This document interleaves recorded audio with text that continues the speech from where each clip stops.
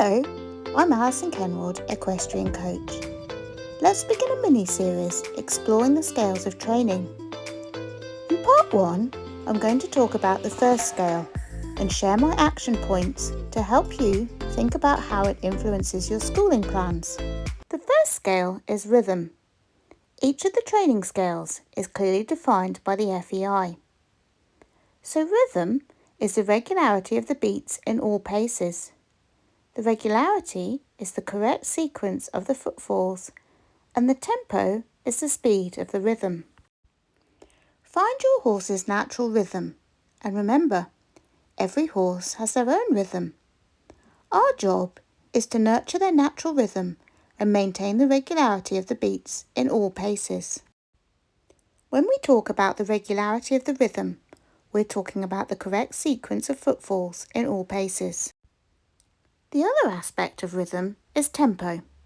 The speed of the rhythm should be constant in each pace and between movements, so there should be no slowing down or speeding up between the variations of walk, trot and canter.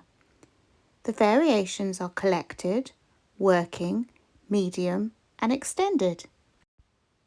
It can be helpful to think about a metronome as it ticks at different tempos. Riding to music can also help you appreciate different tempos. A lot of horses will feel incredible when you ride to a track that has a BPM close to the natural rhythm. Just an aside, when choosing music, it's important to gauge your horse's reactions. Tracks with the same BPM but opposing styles can have completely different responses from your horse. Riding to music can help you develop your feel for rhythm and tempo. Tell me in the comments, have you tried this? Did your horse have a favourite music style?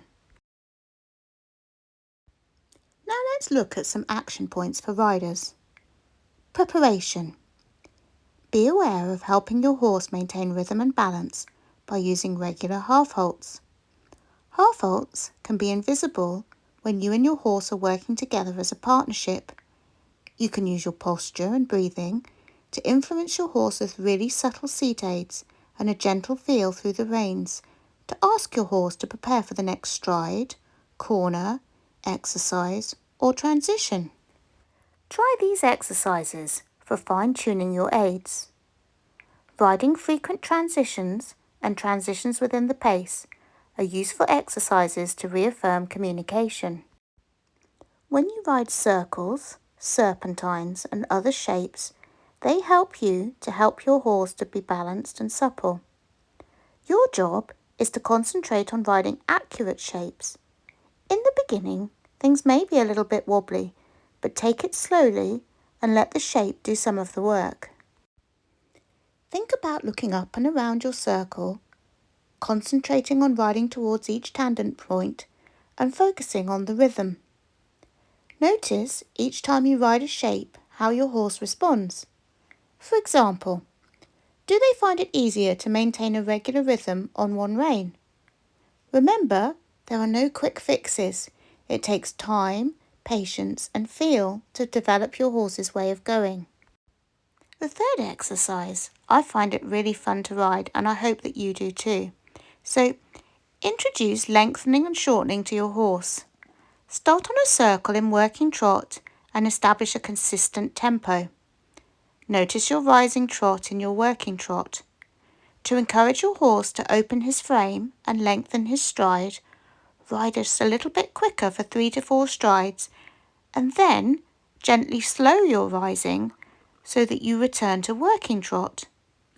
A circle is a good place to try this because the turning helps your horse to balance. With practice, as your horse gains strength over time, you will be riding towards medium trot. Your horse will maintain the same tempo, as I mentioned before, but is going to cover more ground so they lengthen their stride. So to recap, the scales of training are an FEI recognised system for training our horses. Judges will base their feedback according to how your horse is working within the framework at the level you're presenting. It's important to recognise that whilst the scales are often shown as a pyramid, with rhythm, the first scale, as the foundation, and collection, the highest and toughest element to train, each layer of the pyramid intertwines and links the gymnastic work according to the level we are training at.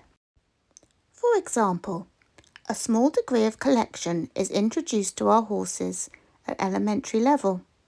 Later, as the horse progresses through to the advanced levels, the demands of the movement require our horse to be able to sustain a greater degree of collection.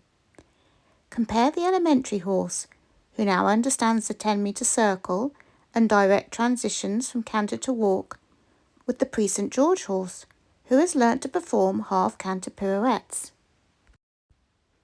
Understanding your role as a rider.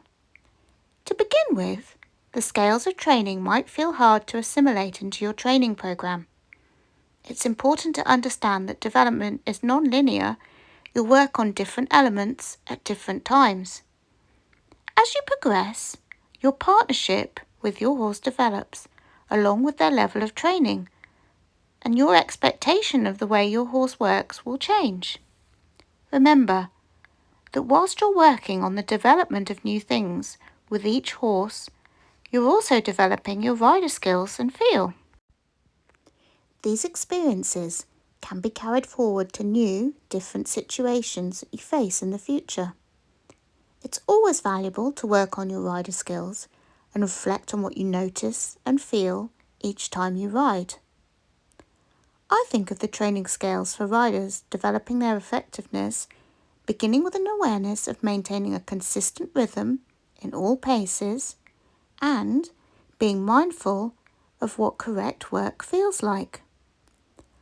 Working with a coach is a good way to make a connection between what is happening and what can be done to improve your horse's way of going.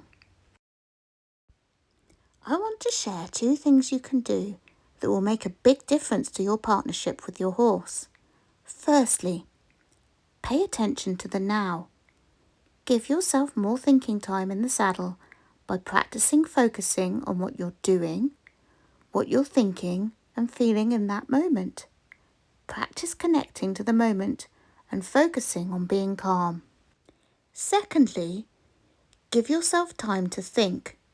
It's much easier to respond calmly to your horse and offer clear, consistent aids when you've accessed your rider headspace and are able to tune into positive self-talk. Next in the series, I'll talk about the second of the training scales and how to develop your horse's way of going with more coaching insights from me.